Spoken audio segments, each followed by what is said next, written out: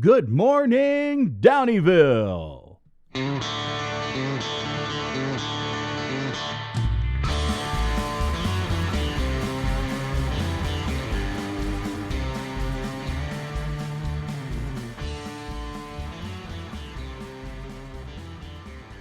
Welcome to Dirt Magic, the Downieville Sessions. I'm your host, Martin Scheel. Dirt Magic, the Downieville Sessions, brings you good times from the great people of the Downieville Classic. In the days leading up to the 25th anniversary of this epic event, you will hear from some great people, including past champions, riders, volunteers, staff, guests, and locals, sharing their classic stories that all began some 28 years ago. Our guest today started his path to Downieville fame in the saddle of a BMX bike at the age of 4. As both his skill and age increased, a local bike shop gave him a nudge to try out mountain bike racing, and that nudge set in motion events that would land him at the top of the Downieville Classic podium. On his journey to a feat that only he has accomplished at the Downieville Classic, he took some time to become a bunny hop champion and even challenged a world record. Today, he continues to be a formidable shredder on the bike and has partnered with a guy named George for his next adventure. Please welcome a decades-long friend of the Downieville Classic, Nathan Lloyd. Nathan, welcome to the show. Thank you for having me. Boy, did you ever think when you first graced the trails of Downieville or the Downieville Classic that some nearly 28 years later, 25 years later, it'd still be around and you'd be talking about it on a podcast? I definitely didn't think that. I actually thought the race would still be around just because of how phenomenal of event that thing is and has always been.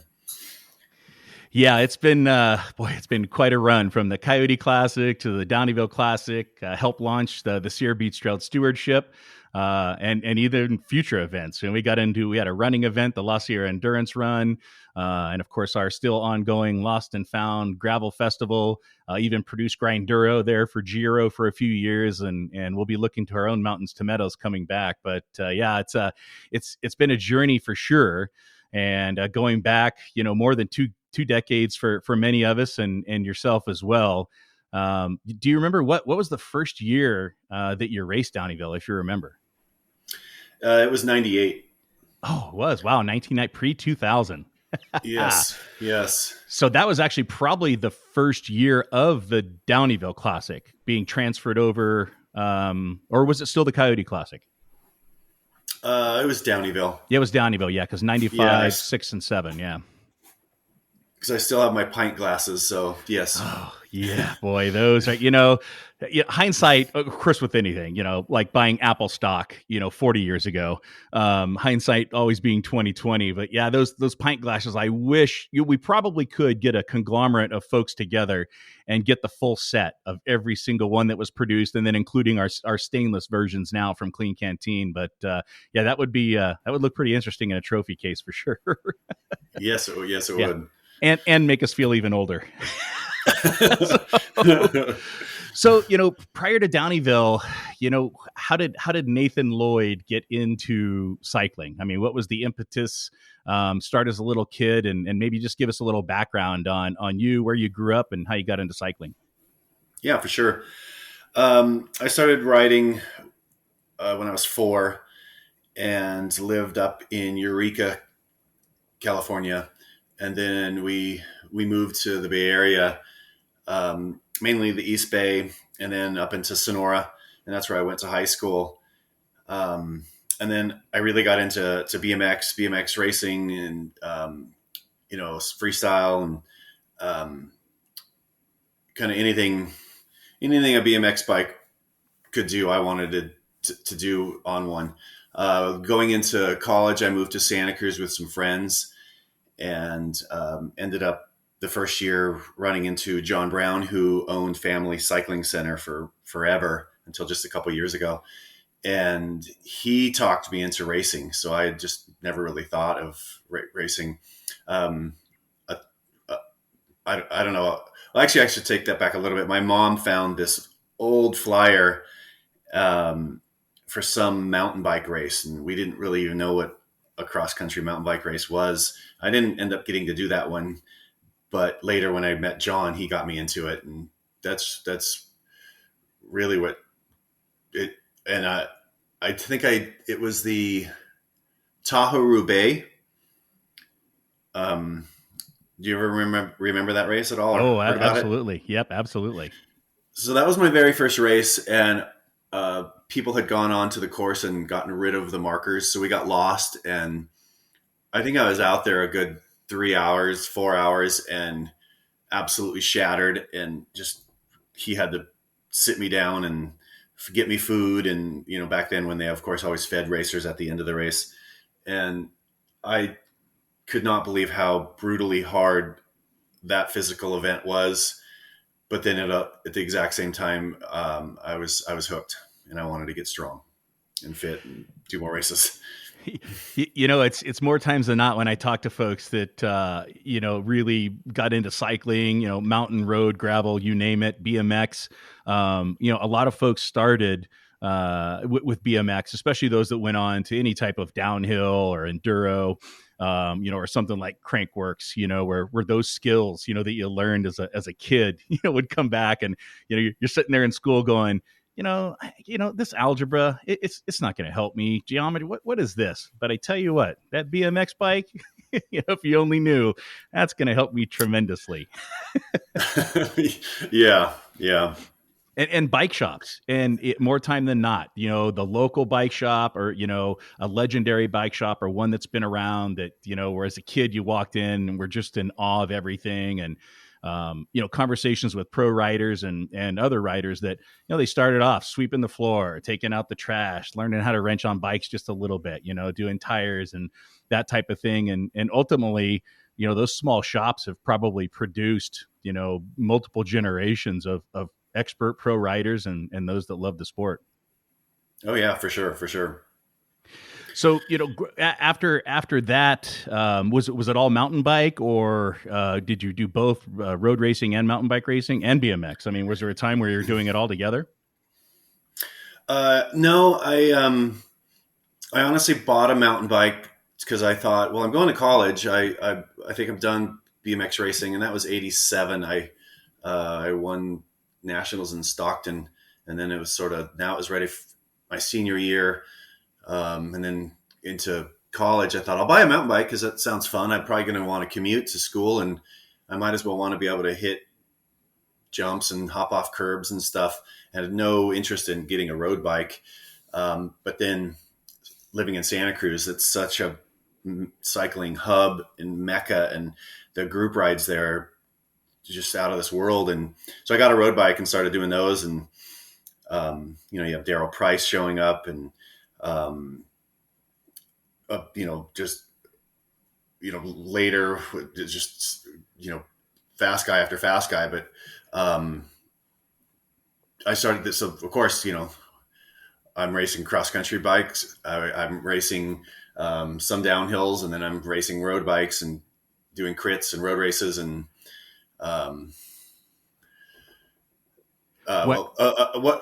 sorry, go ahead. Oh, I was going to say, yeah, from that, I mean, obviously in Santa Cruz, you probably ended up riding with some road legends down there, because there's quite a few that came out of that area.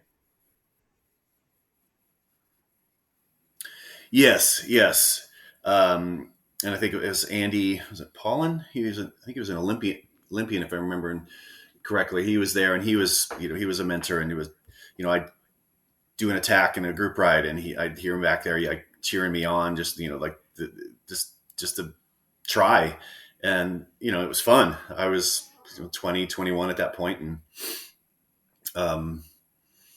just having fun on the bike. Yeah, I remember that age, and getting to some pretty aggressive trails, and did a few cross country races, at that age, and thinking mistakenly thinking, when I would jump to that next age category, I'm like, oh, I'm going to be the youngest in this age category. I'm going to kill it. Well, I'm going to terminate these guys. Boy, talk about being wrong. Yes. Because I had not learned patience yet, and breathing and tactics. So, yeah. I got my ass kicked more times than not. So,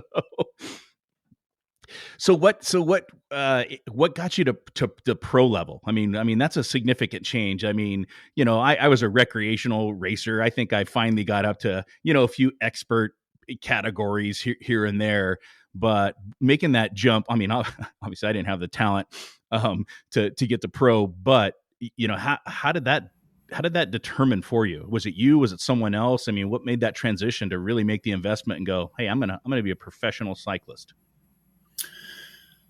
That's a great question. It started out with Marin mountain bikes. They had a grassroots program, but you had to race expert, and I was still a sport rider way back, and so I just sort of logically thought, well, I'll just ride a ton more and go really hard everywhere, and that helped a bunch. Of course, you end up grenading yourself, and because I didn't know about overtraining, and so all I did was go hard. Um, and that got me to a really good plateau where I won the first Sea Otter as an expert, and um, got really close at Lemurian, definitely a couple seconds, and then uh, when I moved to San Francisco, I I was doing really well at Cactus Cup, but I injured my back. I just was I'd never been in a really huge race like pre nationals level race where I was top five to the very last lap, and my back was seizing, but I just refused to, of course, back off, and um, it tore it really bad. So I ended up needing a masseuse, and so I found a massage therapist in Tiburon. My It turned into a lifelong friend, Kathy. She fixed my back and then decided she would be my coach. And so I'd never had a coach. So the very next year, that whole winter, doing huge base miles and weight room, and she, um, I'm 6'3", and my race weight would be 160. Sometimes I get into the 150s, so I'd get sick easy. So she had me doing things like sending her my daily food intake and making me eat. I'd have to count 6,500 calories a day and make sure I got them in. And that very next year, I couldn't get a sponsorship, so I sat with Bob Buckley, the owner of Marin, and we made a bet. I just talked him into sending me to the first nationals in Georgia, and if I got top 10, he would pay for the rest of the season, and I could do all the other nationals. And if I didn't get top 10, I would just, maybe race locally. But I just knew I was just such a different athlete due to that winter with Kathy, um, and ended up third. And Chris Shepard was first, and Floyd Landis was second. So we battled the rest of that season, and I ended up third overall in points. So the next year I raced pro with Marin. So Had your Marin sponsorship. yes, yeah, I have a factory expert ride and then a factory pro ride, which was really cool. Yeah, that's pretty awesome, boy. Heavy hitters there too on the names. I mean, Landis, obviously, you're right there with folks that would go on to be champions. I mean, like yourself. I mean, you're definitely earned your way to be part of that group, and Marin obviously being a hub of mountain biking, especially in California. I mean, all arrows go back to Marin in the early days, and Yeah, kind of nice to see Marin bikes come from not a huge community, but the epic of mountain bike communities, and then to see their machines out there with riders and doing well, and ultimately that helped us for the Downieville Classic too, because they spent quite a few years with us and sponsoring the classic, which was yeah. always good. Always loved having them on the expo there and with us. But so during this cross country pro racing, were you still doing road at a pro level or expert, or still racing, or was it really at that point just become more just to stay in shape? It was to stay in shape. I was a cat too, and I didn't.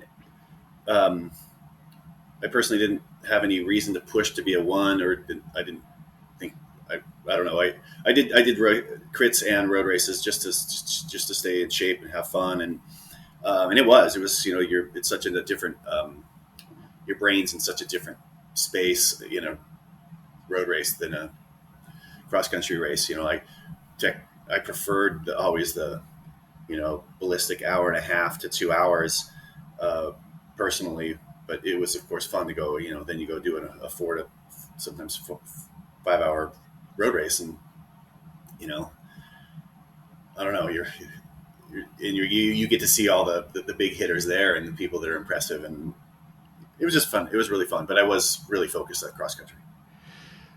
So from those days, so what year was that then for when you gambled on your first pro ride and won the bet? What year was that? That was 94, because in 95 was my rookie pro year. So yeah. Awesome. And I got to be with Marin for a couple years after that. And then Bianchi Martini was their last year doing any U.S. stuff. I was with them. And then my, Rob Roskopf was always a good friend from the Santa Cruz days. And so I sat with him, and then ended up being his first pro cross country racer on back then. The super light was in its very first year, and he did a really cool surprise because they only made a large, and so he made me a custom frame to what I needed to fit on, and that became the first XL super light that they offered, which I thought that was really cool. That my specs got to be put into production. Yeah, that's pretty cool. And well, you left a legacy as well. I actually have a custom painted super light out in my shop, and it was actually, I believe, for one of Greg Willie's kids. Early on in Santa Cruz, did a custom paint job, and it's a little bit big for my son now, but it's been within the race and the stewardship family for quite some time. But yeah, definitely go into those larger frames. And boy, Santa Cruz, they just, no matter what, when we get back to the Downieville Classic, they're always involved one way or the other. And of course, they've had some production bikes with no names cut their teeth on the Downieville trails early on that would go on to be some pretty famous Santa Cruz frames for sure. Well, that's a great story though with Rob. I never even realized that. Yeah. So wow, we can thank Nathan Lloyd for the, if you're tall, you're XL riders and you rode a super light. Well, there you go. You got to thank Nathan. So. Yeah. Yeah. I loved that bike. Should reach out to Rob for some royalties. Say, come on, Rob. I know you've got a good sock company going out there too. You can use some of those really comfy Merge 4 socks. It's not a bad idea. Yeah. See, he'll be mad now because we've been working them pretty hard for a sponsorship, which they have been doing for us for both Lost and Found and Downieville Classic. But yeah, just the family legacy of names being mentioned from the early days. And so, what would you say? You've mentioned a couple bike shops there, but from Marin to San Francisco to Santa Cruz, what would be your top bike shops? Do you think? Well, start to finish was the chain that was in San Francisco, Marin back then. Mill Valley, that was, I actually worked for them as well, so on my off time in the winters was also putting in time there. But to me, I always are going to circle it back around to John Brown and Family Cycling, and Bob, who ran that store for him for many years and still is in, I know it's a new ownership, but he's still there. But John always had my back. He anything I needed, he was always helpful. And, same with Bob. So, it's, I mentioned that before too. And my first real interaction with any type of longevity was a bike shop in El Dorado Hills called Dynamic Bicycles. And it was kind of the first one where I befriended the owner and, first night rides, never been on night ride before on a mountain bike, and using the early night sunlights with a bottle Yeah. battery that weighed 5 pounds, but the same thing though is like not knowing much, but always started out on a park pro comp hardtail. And very quickly, I'm a bigger guy, and I was a rough rider, by no mean finesse, and just having the camaraderie in the shop of like, well, Alex, I broke this. Well, here we've got an extra one of these. Just put this on. This will hold you until you can get the new part. But I certainly I probably wouldn't be sitting here today without that small bike shop experience and the personal relationships that you make with those kind of folks. So that seems to be a theme for those of us Yes, that for have sure. continued to stay in the saddle for decades. Yeah, for sure. So from Marin, pro cross country racer, racing a super light, how did you get to Downieville? What was the impetus to place you in Downieville? I wanted to do it for years, and it just never lined up with a lot of the races that I'd had on the calendar. And then Chris Lawrence, who was working at WTB, and the gang there were driving up, and I was finally able to give it a go. And I remember, we all caravanned up there, and I'd only ridden some of the trails once, and Greg took us out and had a blast. So I thought, well, of course I want to race this thing. So unfortunately, my very first year, it was raining and snowing at the crest of the climb, and raining the whole way down in the cross country, but it was still a blast. And that's, if you look backwards, I'm on a 60 mil Sid front fork, and whatever that frame had back then, I don't know if it was, I think it was 100. And so I won the cross country race, and was just going to do the next day downhill race, just because why not? And I thought it's a pedaling course, and that was my first battle with Mark Weir. And I don't know how, for years after, they peck you, the pecking order or seating order would a lot of times be your results from the previous year. And somehow I got to go second, and I don't remember how I got lucky enough to get to go second. And I did.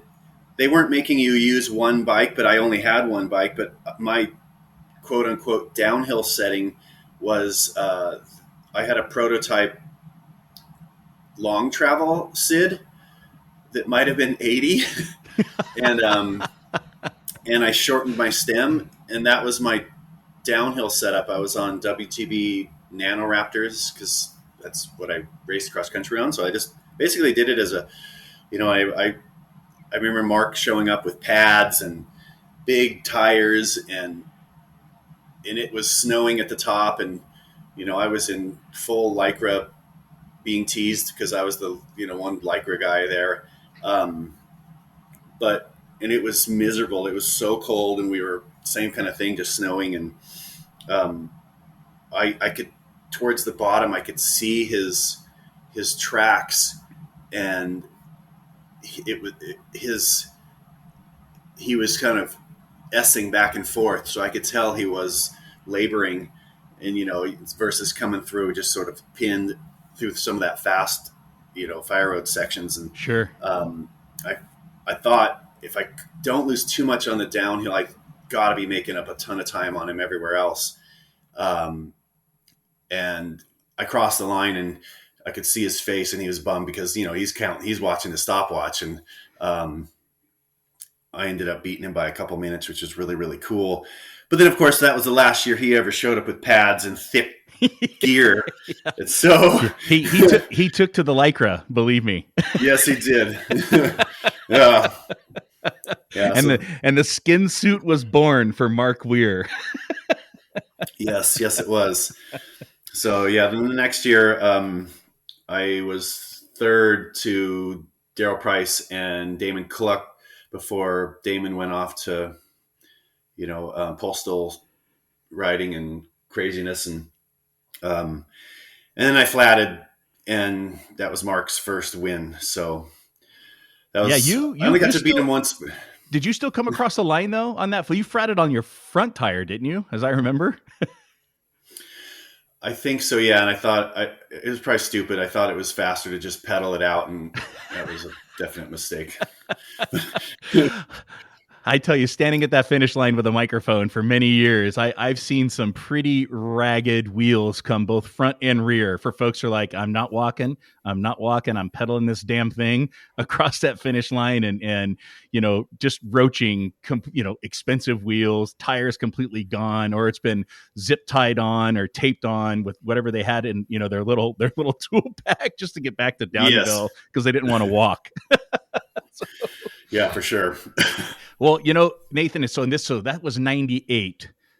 First year you'd ever raced it. And you basically, I think you're the only person ever until we got to the All Mountain that won both the cross country and the downhill prior to the All Mountain. And you still did it on the same bike with just very few modifications. So in reality, there again, just like with the XL Superlight, I think we've got to, throw out some props to Nathan Lloyd for basically giving us a glimmer, what would be 7 years later, roughly, what would become the All Mountain World Championships. So that's impressive, bud. I mean, that's impressive. And just on a whim, like, what the hell? The downhill's there. Let's do it. Yeah. It's interesting too. And you talked about Weir and the, and I remember the skin suit too. And he was, I don't know if he was on a Superlight or a Blur, when he started really, ramping. And of course, I think that look on his face, he took that to heart, and he probably spent more time in Downieville than he did at his own house at that point. Oh, yeah. In time. Yeah. And it showed too. I know he was tough. I mean, he was definitely the king of the downhill there for some time, battling Mosler, and then our own Henry O'Donnell, our junior national champion that came up there and beat him one year. And I know that one stung a little bit, but it was pretty amazing just watching the looks on people's faces when, you guys come down on bikes that are by no means a big hit bike. It's not this big Intense or a Rocky Mountain or a Santa Cruz V10, that's got just massive travel, weighs 49 pounds. Right. Of course, which I would never want to pedal on first divide or the small little climb up the third divide, because boy, that would be horrific. But yeah, here comes Weir, almost no pads, skin suit on a Blur, and comes across that line, and I'm just thinking, man, you definitely do not want to wreck. Because you're gonna on that course, you're gonna, especially the rock garden. Oh my gosh, you'd be flown out most likely. So. Yeah. I'd 99. I was sort of done pro racing, and then kind of thought, all right, it's time. Let's do other things. But then I did. I think 2 years later, I wanted to race Downieville, so I did a few after that. And I think anyone knows that has hung it up and then just come back for a select race here or there, it's kind of almost impossible to get back to where you were. But I loved that race, so I definitely did it a few times. And Greg and his wife can definitely tell you I was always the lazy one that would always miss the damn registration, and they'd do me a favor and let me sneak me in. Don't worry, Nathan. We still have those to this day. But yeah, so the battles with Weir went on, but I think my last podium was when O'Donnell won first and Mark was second and I was third, and then it just everybody kept getting faster and faster, and I was getting into making babies and working, but I still miss that. That was a great era. It was such a cool. Oh, it was, and it was good competition too. And I mean, you guys were all, just the looks on your faces too. It's just like, okay, who's it going to be this year? And good camaraderie. And yeah, that podium, I mean, I've said your name multiple times on that podium on the microphone. But yeah, that year, I mean, for us was pretty special too, just because of Henry, his growing up in Downieville and at 9 years old, swatting flies and in Ube Expeditions and Greg's shop, for like a quarter or something. and wasn't allowed to ride by himself. So he'd have to wait till, like Greg or any of us went out on a bike ride, and he could go ride, with that. Couldn't ride by himself.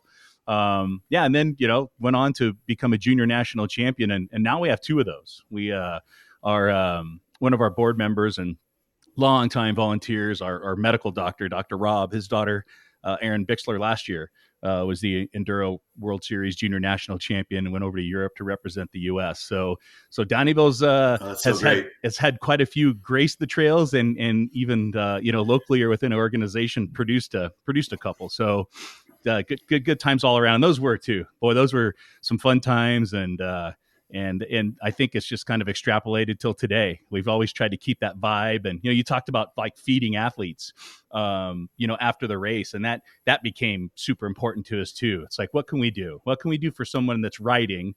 Let's make sure we give them, the best race ever. Let's take care of them. Let's give them a beer. Let's give them some food. And then let's make sure there's good times for their family and friends to come enjoy as well. So you've got your support crew there.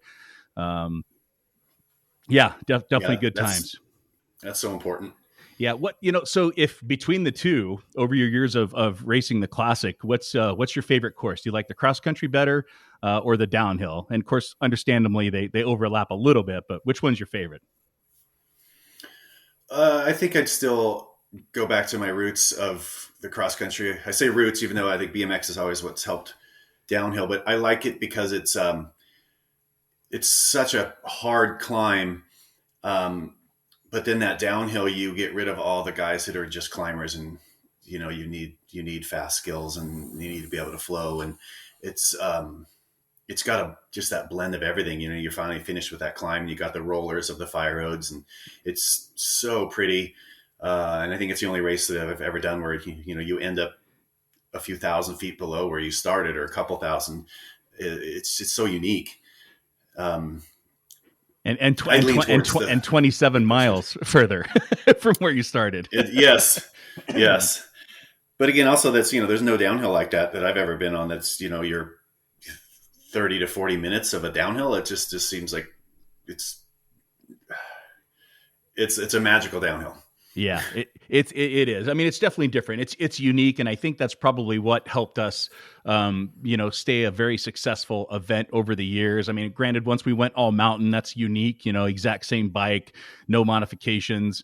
For both courses. But you mentioned the BMX and those type of skills, and I think those are important. When I was talking to Greg, and Chris both, and they're talking about riding with you, and seeing some of those skills come through. And Greg was talking about this road gap, and I don't know if you guys were riding in Nevada City or where you guys were, but Greg mentioned he's looking at this thing and he couldn't make it, so he basically spent 15 times trying to session this road gap. Finally got it.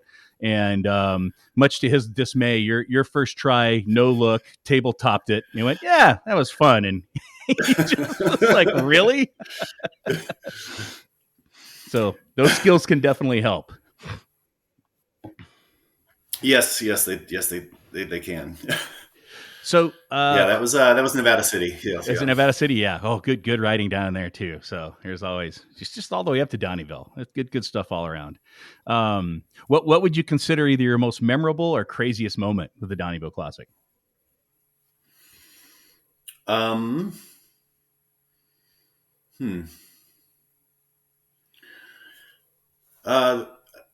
most memorable would be catching. I forgot whoever had won the climb that first year I did it, and catching him right around that river crossing. And then I don't remember with the order, I apologize, but the baby heads area. Oh yeah. Mm-hmm. That's where I got rid of him. And then just after that being solo. And so that, you had, you're looking back and there's nobody there, and knowing that is all I got to do is not flat and just be smooth. And so just that feeling for, many miles later, to just that was just an epic win. But I think my craziest, I had Crossmax. It's when discs I was finally moving into disc brakes, and Crossmax had these big thick spokes that sort of hooked into the hub, and I messed up on that really rocky section and kind of tucked the front end and fought it, and it buckled and it popped the spoke out of the hub. So I had to bend the spoke around the other spokes, and then of course it just buzzed on my fork the rest of the downhill, but still being able to finish it. And that was my craziest, because I was just thinking, is it, what's the tire going to do to the side of that fork? Is it going to lock up? Is the wheel going to fold? Back when I was probably still doing too lightweight of equipment for that kind of terrain. So yeah, and that was a ways out too. That's still a ways out right there, all the way back to Downieville. So, yeah, nothing like having the noise of like your BMX bike when you took the playing card, and attached it to your rear triangle there to make noise on your spokes, as a little kid, and looking at hearing that spoke, hitting your front fork the whole time would be unnerving. I think I'd almost rather ride on one of those Cannondale lefties than hear that spoke hitting the fork, going round and round. Oh boy. So, we talked a little bit about the road gap jump, but couple more things here, and this is a little more on the shenanigans side. But I understand that you have a bunny hop record that we need to talk about. You got to give us a lowdown on that. My first so my first expert year was 91, and I nationally I'd get, a top 15 and I'd be happy. But Marin, of course, wasn't really caring much about an expert racer that's not even top 10. So we were in Durango, and they, I'm trying to remember that company. Gervin had that little stem with the bushing in it. So they decided to have a high jump contest where they had two Gervin stems holding the bar across it. And so they decided to have this sideshow sort of a thing. And Dave Cullinan, he was there, Jake Watson. I'm blanking on the trials, Hans Ray. And so my buddy just said, why don't you go try that? And so I entered it and ended up winning. And then I set the U.S. record. Where were we? 33 inches. Oh, man. And all I was doing is using, I had a titanium Marin hardtail that I would slam the stem on, not the C-post on. And, we were still in toe clips then. So another national back east, someone else beat my record. And so then we had it at Big Bear, and it ended up being a hop off, if you will, with Jake Watson and I. And I reset the national record at 37. And so they thought that let's just bring it to 40, because that was the world record from some guy in England. And I was bummed because I have a picture somewhere where I did clear it, but my rear came down and nicked the bar off. So I didn't actually I didn't break the 40 technically, but I at least had the picture of me that I'd actually gotten over it. I just nicked it on the way down. So, but it got me to nationals. They used to fly me up to other nationals so I could do more cross country races. Cause now I was this like circus sideshow bunny hop guy. So of course I kept doing it. And then in Vermont, I ended up crashing, and it separated my clavicle from my shoulder. And that's kind of the end of it. And then after that, I think that Brian Lopes beat it, but it was like, then he was using a 20-inch bike, because we were on our 26s. So I always thought that didn't really count. Well, I tell you what, that German, I remember those stems. I never had one, but that elastomer thing in there, rubber elastomer, just looking at that, I don't know. It always looked to me, I'm like, man, I don't know about that. That just looks like a break point. Maybe I was just thinking Downieville the whole time, but, I could definitely see that where that could help a little bit in a bunny hop competition. Right. Yeah, I didn't. The prize was, they had great prizes every time I would win. They would give you a titanium one. So it was a titanium bar and stem with those on it. But I honestly never used one. I just kept selling them. Oh yeah, those were anything titanium back then, especially too coveted. Absolutely, for sure. Yeah.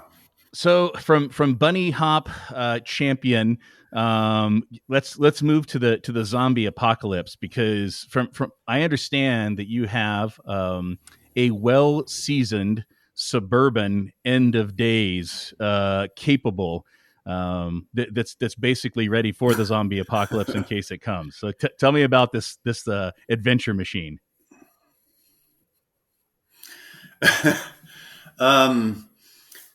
Yeah, some of your buddies have been obviously giving up some information. I ended up picking up a 90. Yes. Yeah, I just wanted to. We do some crazy backpacking trips, my family and I, and there's one in particular that you have to. My wife hates it, and she won't go anymore. But after driving for 2 hours of gravel roads, you do an hour of rock climbing and river crossing, and this has a locker rear end and it's lifted, and you have to basically bounce your way up an old mining road to then start your 3 hour backpack trip into these amazing lakes that has just epic fishing that I got to get my buddy Chris Lawrence to. But so I got that, and I wanted a truck that I didn't care if I scratched through bushes, or, if you want to get in all muddy, I don't really care. It seats 8, and so I can take 8 of us to really anywhere nature has out there, is the thoughts with that.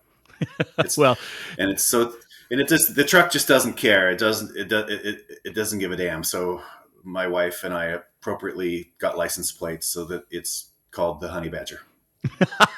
That's great.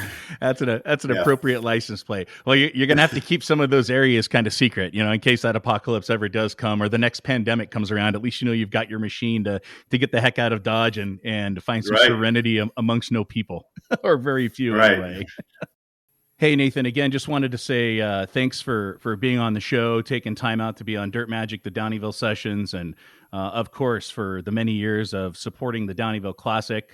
And thank you. It's been a great journey, and you are definitely part of the Downieville Classic family, and always will be in the record books. So thanks again for joining us, and we look forward to seeing you in the La Sierra and Downieville in the future. Yeah, thank you for having me. It's a huge honor. I really appreciate it. Well, hey, congratulations. Greg reaching out was a surprise, and just definitely made my day. And I have a son now who's 16 and racing cross country. Now he's bugging me, so you probably will see us both up there, and I'll probably need to race that thing again. Bring him. Oh, that'd be awesome. It'd be great to get that Lloyd name back on the podium from 16 to dad. Either way, that would be pretty awesome. Yeah, it would. And hey, congratulations on George's bike shop there. 50-year anniversary last year, and I know you and your wife on your next adventure there. And for all you folks out there listening, if you're ever in the Boise area, and you want the best bike shop in Boise or in Idaho, just look up George's. That's the one. Yeah, thank you. Yeah, it's definitely a location to stop by if you're a cyclist. It's a must see, I think. Yeah, historical now. Yeah, it's of course. I think we're all becoming a little historical now for those of us that have been around since the early days of the Downieville Classic. But yes, for sure. Anyway, hey, well, thanks, Nathan, again for joining us, and I'll look forward to seeing you in the boy in Downieville. All right. Thank you so much. You've been listening to Dirt Magic, the Downieville Sessions. I'm your host, Martin Scheel. Dirt Magic is produced by the Sierra Buttes Trail Stewardship. Music selection courtesy of the Saddle Tramps. Stay tuned for our next Downieville Sessions, and thanks again for listening.